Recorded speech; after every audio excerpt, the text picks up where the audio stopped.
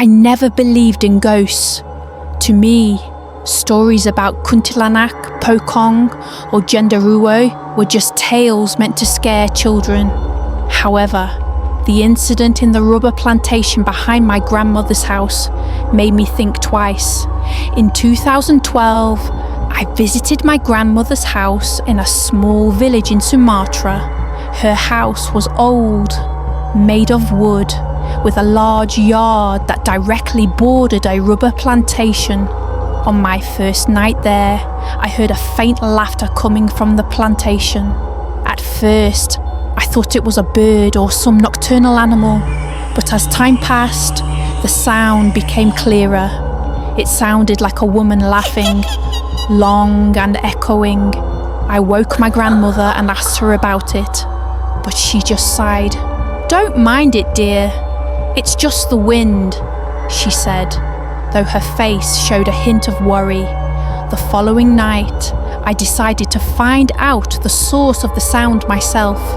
With a flashlight in hand, I walked toward the rubber plantation. The towering trees cast eerie shadows that danced across the ground. Suddenly, the air around me grew cold. A foul, metallic scent filled my nose, making my stomach churn. When I shone my flashlight on one of the trees, my heart nearly stopped. There, sitting on a large branch, was a woman in a red dress. Her long, dishevelled hair partially covered her face, but the most terrifying thing was her eyes, glowing red, staring at me intently. I took a few steps back, but my body felt paralysed. The woman grinned widely, revealing sharp teeth, and then she laughed.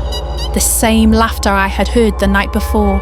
Suddenly, her body floated down from the tree, moving toward me in an unnatural manner. I wanted to scream, but no sound came out. My whole body trembled. My legs felt heavy. The red-clad Kuntilanak was getting closer, her face just inches from mine. I could smell the rancid stench of her breath. Then, out of nowhere, the call to prayer echoed in the distance. The Kuntilanak suddenly stopped, growling in frustration before vanishing into the darkness. I didn't waste a second. I ran as fast as I could back to the house.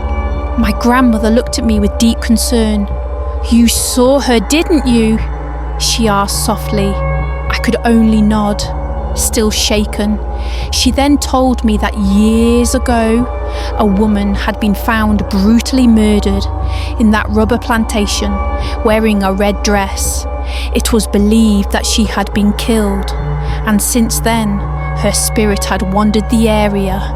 From that night on, I never doubted the existence of the supernatural again, and I swore I would never go near that rubber plantation at night ever again.